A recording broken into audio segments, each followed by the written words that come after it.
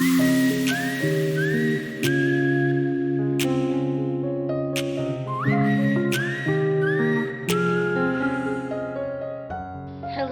everybody, to all my beloved viewers all over the world, friends, and my families in the Philippines.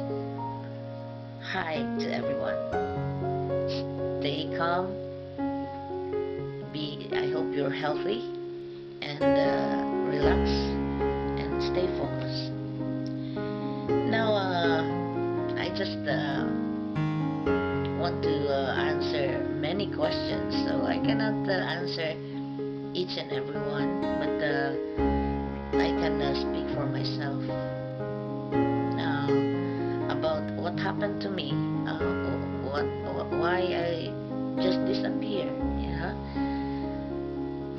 Well, I will start when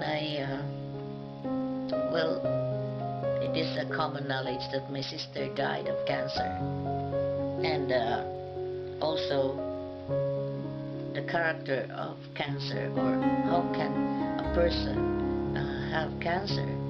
So one of the answer to that is some of the cancer was because of what you are eating or your lifestyle, and also number one is it's hereditary.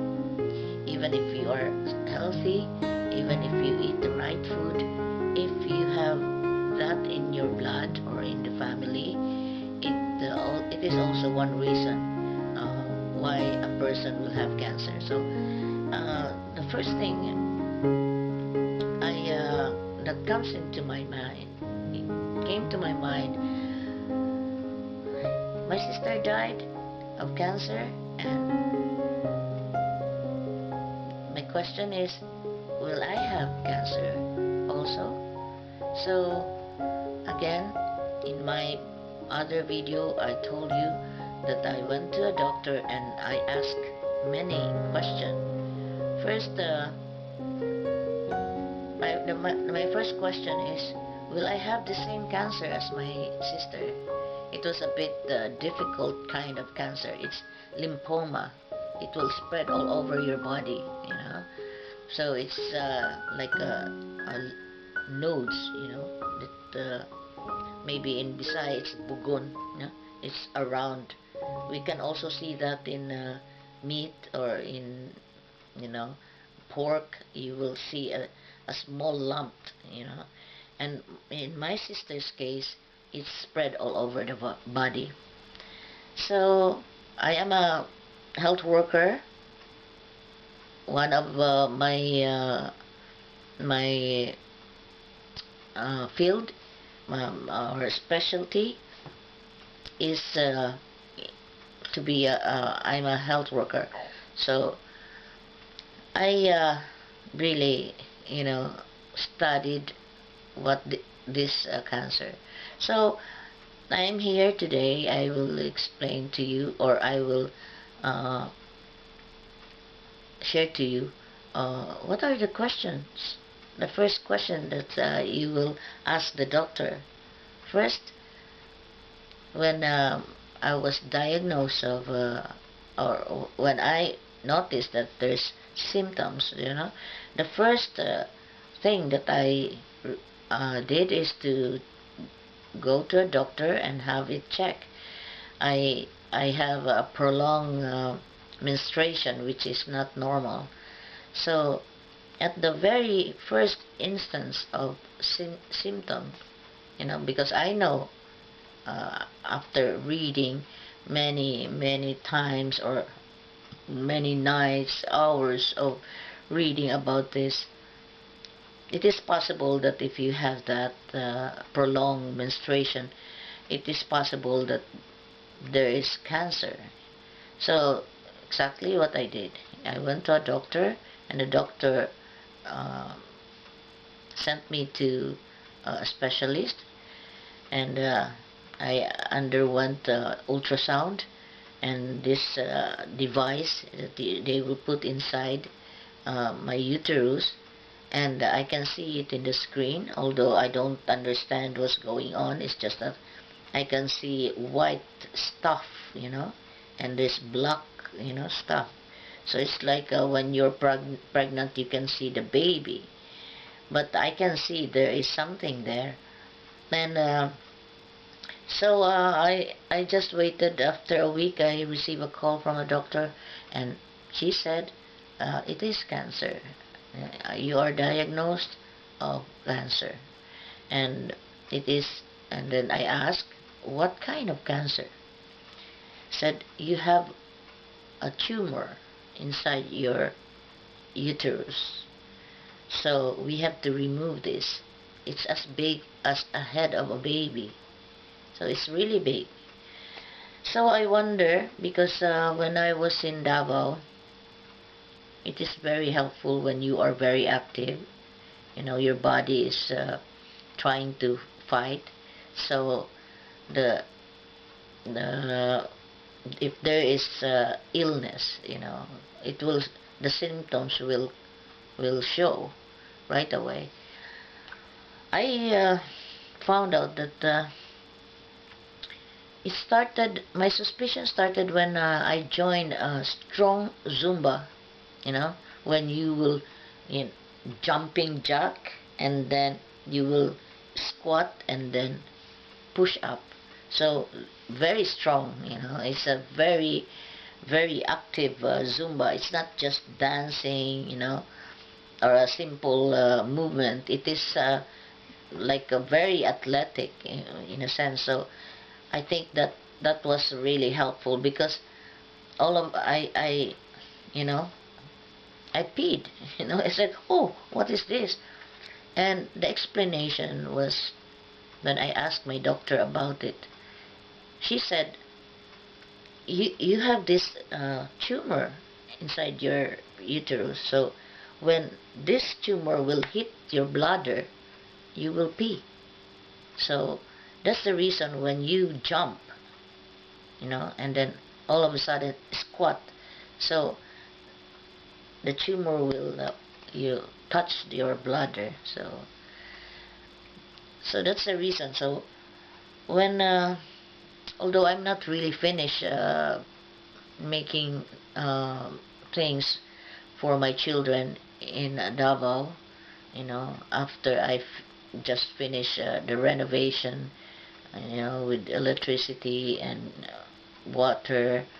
I also installed internet, and like all the titles of my properties, and I process all those things, and birth certificate and passport, things like that. So I have to go now before my husband will change his mind, because it's been like 3 times of applying for family visa to Norway, and I keep on delaying it, and not because I want, but I'm not yet ready. So although the thing about me is, I don't want to put that burden to my husband, because I can do it myself.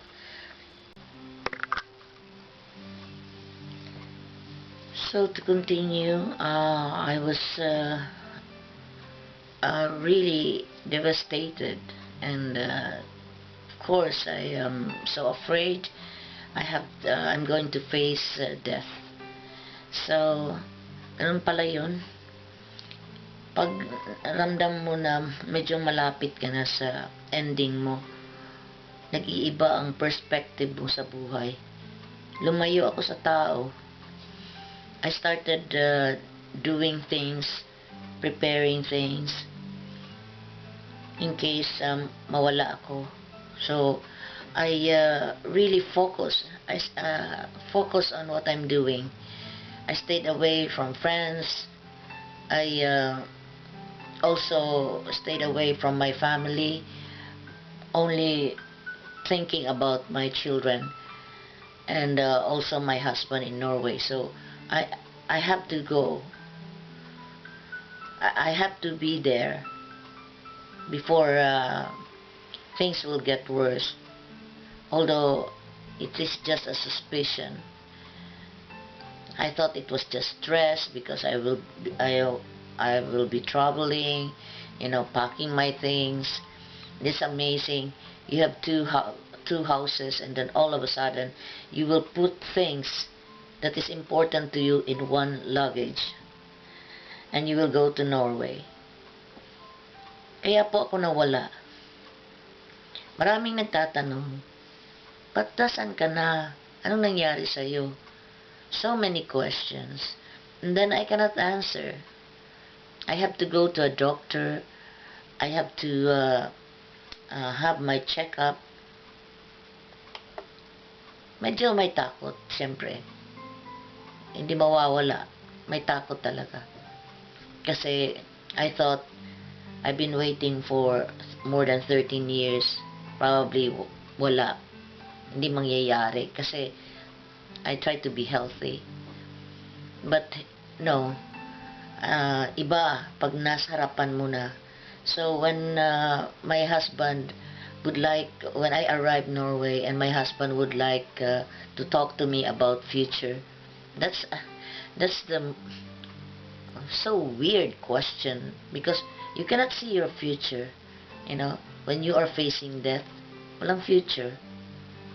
And the 3 years that I hide or I stayed away is the longest years I've ever done in my life. It's like parang parang lahat gagawin mo in 3 years. So that's it. 3 years of hiding or staying away. I disappeared, but it's worth everything.